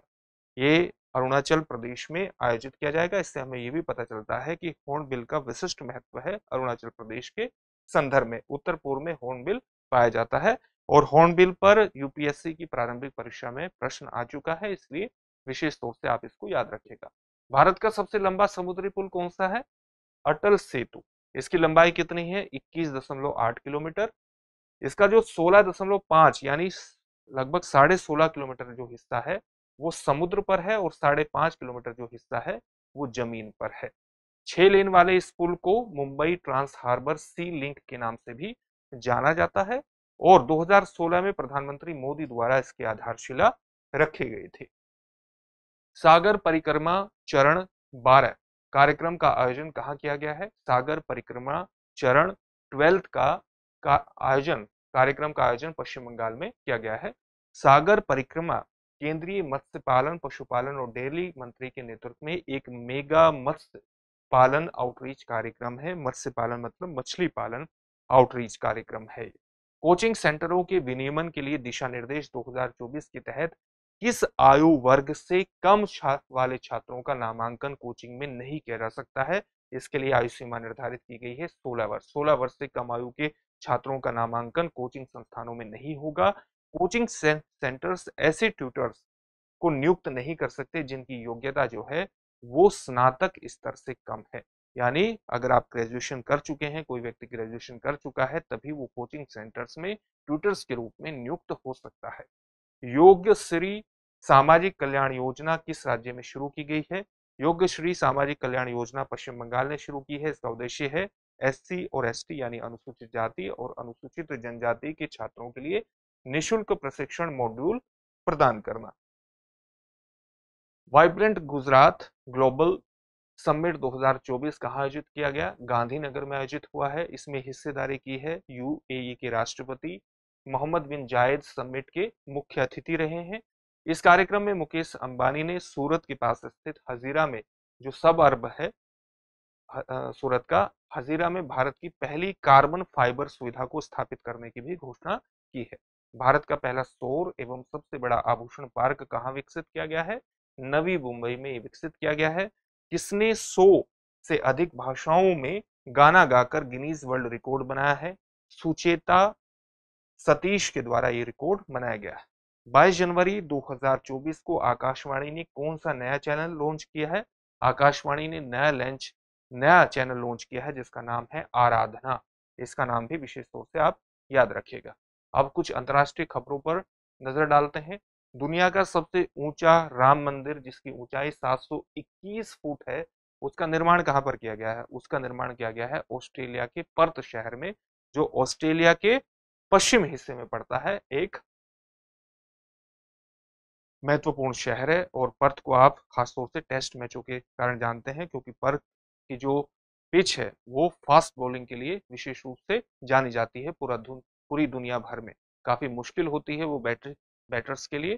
तो इसलिए ये आप याद रखिएगा कि यहाँ पर एक ऊंचा राम मंदिर, विश्व का सबसे ऊंचा राम मंदिर जिसकी ऊंचाई है 721 फुट, उसका निर्माण किया गया है। किस देश में पहली बार मृत्युदंड देने के लिए नाइट्रोजन गैस का उपयोग किया गया? तो किस देश में मृत्युदंड देने के लिए नाइट्रोजन गैस का प्रयोग किया गया है? अमेरिका में इसका प्रयोग किया गया है। मध्य एशियाई देश किर्गिस्तान ने किसे अपने राष्ट्रीय प्रतीक के रूप में नामित किया है? स्नो लेपर्ड को नामित किया है। किस देश ने किया है? मध्य एशियाई देश किर्गिस्तान के द्वारा जारी किया गया है, इसको प्रतीक के रूप में नामित किया गया है। दुनिया के सबसे बड़े लिथियम भंडार की खोज कहां पर हुई है? दुनिया के सबसे बड़े लिथियम भंडार की खोज हुई है अमेरिका के कैलिफोर्निया के साल्टन सागर में। तो अमेरिका के ऊर्जा विभाग द्वारा इसकी खोज की गई है। वर्ष 2023 के लिए विश्व के सर्वश्रेष्ठ हवाई अड्डे का खिताब किसे प्रदान किया गया है? सिंगापुर के हवाई अड्डे को, जिसका नाम है चांगी हवाई अड्डा, इसको प्रदान किया गया है। हम आगे बढ़ते हैं और अगली खबर है हमारी, जनवरी 2024 में चक्रवात अल्वारो किस तट से टकराया? चक्रवात अल्वारो के बारे में पूछा गया है। तो ये मेडागास्कर तट से टकराया है चक्रवात अल्वारो। हाल ही में किस देश को डब्ल्यूएचओ द्वारा मलेरिया मुक्त देश घोषित किया गया है? मलेरिया से पूरी तरह से मुक्त देश घोषित कर दिया गया है विश्व स्वास्थ्य संगठन द्वारा केप वर्डे को, जो कि अफ्रीकी महाद्वीप का एक देश है। अटलांटिक महासागर में अफ्रीका महाद्वीप के पास ये स्थित है। अटलांटिक महासागर का एक द्वीपीय देश है केप वर्डे। दक्षिण कोरियाई कंपनी सिमटेक ने कहां सेमीकंडक्टर संयंत्र स्थापित करने की योजना बनाई है? ये योजना बनाई गई है गुजरात के सानंद में। हाल ही में ताइवान के नए राष्ट्रपति कौन बने हैं?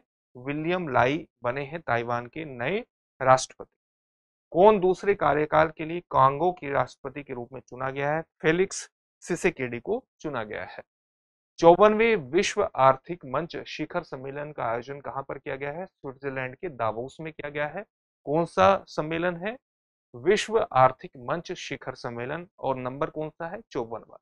इसकी थीम है विश्व का पुनर्निर्माण, विश्वास का पुनर्निर्माण, माफ कीजिएगा, विश्वास का पुनर्निर्माण इसकी थीम है, यानी रिबिल्डिंग ट्रस्ट।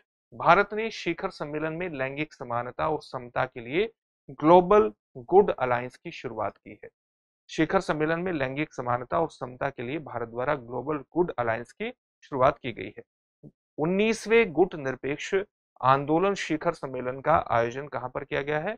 युगांडा की राजधानी कंपाला में इसका आयोजन किया गया है। और इस बार की जो थीम थी वो थी साझा वैश्विक समृद्धि के लिए सहयोग को गहरा करना। आप जानते हैं कि जो नॉन अलाइंड मूवमेंट है, इसकी शुरुआत 1961 के बेलग्रेड सम्मेलन से हुई थी, जिसमें भारतीय प्रधानमंत्री जवाहरलाल नेहरू ने भी महत्वपूर्ण भूमिका निभाई थी। युगोस्लाविया में इसका पहला सम्मेलन हुआ था, नैम शिखर सम्मेलन, जो कि 1961 में बेलग्रेड में हुआ था, युगोस्लाविया के बेलग्रेड। ब्रिक्स 2024 के नए सदस्य कौन हैं? ब्रिक्स 2024 के नए सदस्य 5 नए सदस्य शामिल हुए हैं। कौन कौन से सदस्य इसमें शामिल हुए हैं? एक हुआ है ईरान, एक हुआ है सऊदी अरब, तीसरा है यूनाइटेड अरब अमीरात, चौथा है मिस्र और पांचवा है इथोपिया। तो मिस्र, इथोपिया, ईरान, सऊदी अरब और यूएई को इसमें शामिल किया गया है। ब्रिक्स नेताओं ने अगस्त 2023 में जोहानिसबर्ग में होने वाली जो बैठक थी, जोहानिसबर्ग शिखर सम्मेलन में अर्जेंटीना समेत 6 देशों को शामिल करने का प्रस्ताव दिया था। तो ये 5 देश इसमें शामिल हुए हैं। अर्जेंटीना के जो नए राष्ट्रपति हैं जेयर माइली, उन्होंने ब्रिक्स में शामिल होने से इनकार कर दिया था।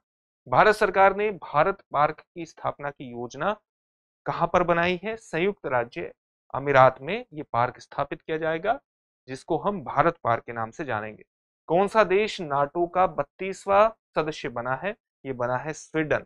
फिनलैंड 31वें सदस्य के रूप में शामिल हुआ और 32वें सदस्य के रूप में शामिल हुआ स्वीडन। दो आप जानते हैं कि जो फिनलैंड की सीमा है वो रूस से लगती है, और दोनों ही जो फरवरी 2022 में युद्ध शुरू हुआ रूस और यूक्रेन का, इसके बाद दोनों देश का झुकाव नाटो में शामिल होने का रहा था। तो 31वें सदस्य के रूप में शामिल किया गया है फिनलैंड को और 32वें सदस्य के रूप में शामिल किया गया है स्वीडन को। नाटो का गठन कब हुआ था? 1949 में हुआ था। और इसका मुख्यालय कहाँ पर है? बेल्जियम की राजधानी ब्रसेल्स में इसका मुख्यालय है।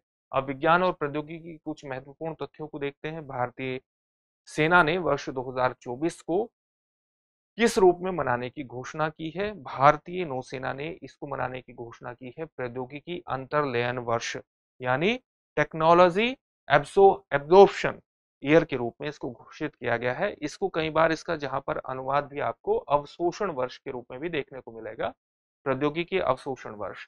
भारतीय सेना द्वारा विकसित संपूर्ण सुरक्षित मोबाइल पारिस्थितिकी तंत्र का क्या नाम है? आपके सामने क्या प्रश्न है? भारतीय सेना द्वारा विकसित संपूर्ण सुरक्षित मोबाइल पारिस्थितिकी तंत्र का क्या नाम है? इसका नाम है संभव। संभव का पूरा नाम क्या हुआ? संभव का पूरा नाम है secure army mobile Bharat vision. Indian immunological limited द्वारा भारत की पहली स्वदेशी रूप में विकसित हेपेटाइटिस ए वैक्सीन कौन सी है? किसके द्वारा विकसित की गई है?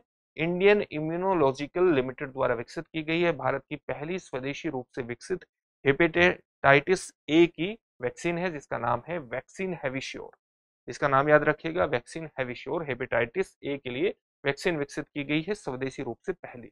हाल ही में चर्चा में रहे शब्द मेहदा, कायहान 2 और हतेफ 1 का संबंध किससे है? ये चीन के 3 उपग्रह हैं, 3 सैटेलाइट हैं जो उसने हाल ही में लॉन्च की है।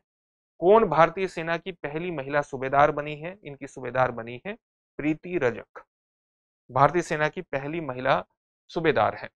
सी ड्रैगन 24 बहुपक्षीय नौसेना अभ्यास का आयोजन कहां पर किया गया है? अमेरिका के गुआम द्वीप पर इसका आयोजन किया गया है, जिसका नाम है सी ड्रैगन 24 बहुपक्षीय नौसेना अभ्यास है। किसके द्वारा निपाह वायरस के वैक्सीन का पहला मानव परीक्षण किया गया है? ऑक्सफोर्ड विश्वविद्यालय द्वारा यह मानव परीक्षण किया गया है निपाह वायरस की वैक्सीन का, और वैक्सीन का नाम है चेडोक्स 1 निपाह बी। याद रखिएगा, चेडोक्स 1 निपाह बी। भारतीय अंतर्राष्ट्रीय विज्ञान महोत्सव के 9वें संस्करण का आयोजन कहां पर किया गया है? यह हरियाणा के फरीदाबाद में किया गया है। इसकी थीम रही है अमृत काल में विज्ञान एवं प्रौद्योगिकी जनसंपर्क। अगला महत्वपूर्ण तथ्य है सशस्त्र बलों के लिए स्वदेशी रूप में विकसित असोल्ट राइफल का क्या नाम है? इस राइफल का नाम है उग्रम। याद रखिएगा, असोल्ट राइफल है ये उग्रम नाम की। जापान चांद की सतह पर सफलतापूर्वक लैंडिंग करने वाला कौन सा देश बना है? ये देश बना है 5वां। कहां पर? चांद पर। चांद पर, चांद की सतह पर सफलतापूर्वक लैंडिंग करने वाला जापान 5वां देश बन गया है। जापान की जो स्पेस एजेंसी है, जिसको हम जेक्सा के नाम से जानते हैं, उसके smart lander for investigating moon यानी SLIM, smart lander for investigating moon mission ने शियोली क्रेटर के पास चंद्रमा की सतह पर सफलतापूर्वक लैंडिंग की है। जापान, यूएसए, चीन, रूस, चीन और भारत के बाद ऐसा करने वाला 5वां देश बना है। तो इससे पहले, जापान से पहले ये उपलब्धि कौन हासिल कर चुके हैं? यूएसए, रूस, चीन और भारत ये उपलब्धि हासिल कर चुके हैं। अभ्यास डेजर्ट नाइट किन देशों के बीच हुआ है? भारत, फ्रांस और यूएई के बीच हुआ है अभ्यास डेजर्ट नाइट। डेजर्ट साइक्लोन 2024 किन देशों के बीच हुआ है? भारत और यूएई के बीच। ये भी एक अभ्यास है, डेजर्ट साइक्लोन 2024, ये भारत और यूएई के बीच हुआ है। पर्यावरण और पारिस्थितिकी से संबंधित कुछ महत्वपूर्ण खबरों को देख लेते हैं। चंद का दंपारा वन्य जीव अभ्यारण्य कहां पर स्थित है? ये स्थित है ओडिशा में। ओडिशा सरकार ने चंद का दंपारा वन्य जीव अभ्यारण्य में सांभर और गोर यानी बाइसन लाने की योजना बनाई है, इसी के कारण ये चर्चा में आया है। भारत का पहला डार्क स्काई पार्क कौन सा है? पेंच टाइगर रिजर्व, जो कि मध्य प्रदेश में स्थित है। भारत का पहला और एशिया का 5वां स्काई पार्क बन गया है। प्रकाश प्रदूषण को कम करने के लिए स्काई पार्क को स्थापित किया जाता है, और इस तरह के पार्क में आकाश बिल्कुल साफ दिखाई देता है, रात्रि आकाश बिल्कुल साफ दिखाई देता है, और ये खगोल विज्ञान में रिसर्च करने के लिए, अनुसंधान करने के लिए महत्वपूर्ण स्थल के रूप में इनको डेवलप किया जा सकता है। साथ ही इनमें पर्यटन को भी बढ़ावा दिया जा सकता है। जो भी रात्रि में तारों को देखना चाहते हैं, स्पष्ट रूप से देखना चाहते हैं, तो ये भारत का पहला और एशिया का 5वां स्काई पार्क है, पेंच टाइगर रिजर्व। हाल ही में चर्चा में रहा Padmaja Naidu Himalayan zoological park कहाँ स्थित है? ये स्थित है दार्जिलिंग, पश्चिम बंगाल में पड़ता है। योजना और कार्यक्रमों से कुछ महत्वपूर्ण तथ्य देख लेते हैं। प्रधानमंत्री सूर्योदय सूर्योदय योजना की शुरुआत कब की गई थी? 22 जनवरी 2024 को प्रधानमंत्री द्वारा इसकी शुरुआत की गई थी। इस योजना में 1 करोड़ घरों की छतों पर रूफटॉप सोलर पैनल लगाए जाएंगे। तो ये महत्वपूर्ण योजना है, इसको याद रखिएगा। प्रधानमंत्री सूर्योदय योजना है, 1 करोड़ घरों की छतों पर रूफटॉप इसके अंतर्गत बनाया जाएगा। सूर्योदय योजना याद रखिएगा, सूर्योदय योजना है।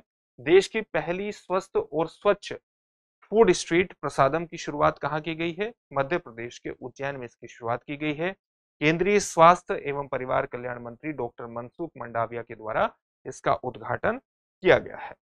आगे बढ़ते हैं और इस जनवरी 2024 की कुछ महत्वपूर्ण नियुक्तियों को देख लेते हैं। सशस्त्र सीमा बल का निदेशक किसे नियुक्त किया गया है? दलजीत सिंह चौधरी को नियुक्त किया गया है। 16वें वित्त आयोग का अध्यक्ष किसे नियुक्त किया गया है? अरविंद पनगड़िया को। और वित्त आयोग का सचिव किसे बनाया गया है? ऋतिक रंजनम पांडे को बनाया गया है। कुछ महत्वपूर्ण पुस्तकों को देख लेते हैं जनवरी 2024 की। वाई भारत मैटर्स, ये हमारे देश के वित्त मंत्री एस जयशंकर के द्वारा लिखी गई है।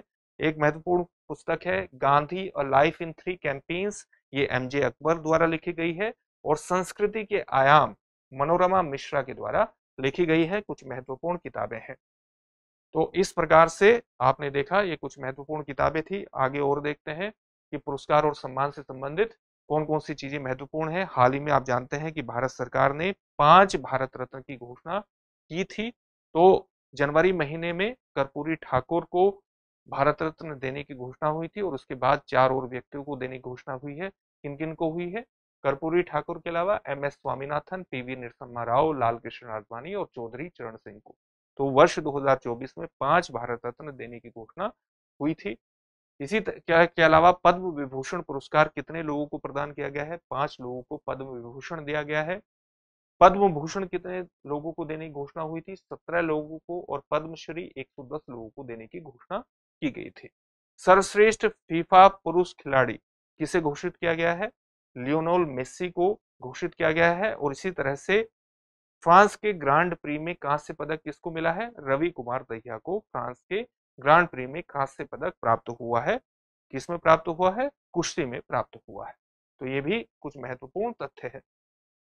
तो इस प्रकार से हमारे इस दिसंबर 2023 और जनवरी 2024 के संपूर्ण हमने महत्वपूर्ण तथ्यों को देख लिया, महत्वपूर्ण खबरों को देख लिया है। और हमें पूरी उम्मीद है कि स्टेट पीसीएस के जितने भी आने वाले एग्जामिनेशन हैं उसमें ये पूरा प्रोग्राम और उससे संबंधित जितनी भी चीजें आपको बताई गई हैं, जितने भी फैक्ट आपको बताए गए हैं, आपकी परीक्षा को क्वालिफाई करने में आपकी मदद जरूर करेंगे। फिर से एक नए सेशन में आपसे मुलाकात होगी। धन्यवाद।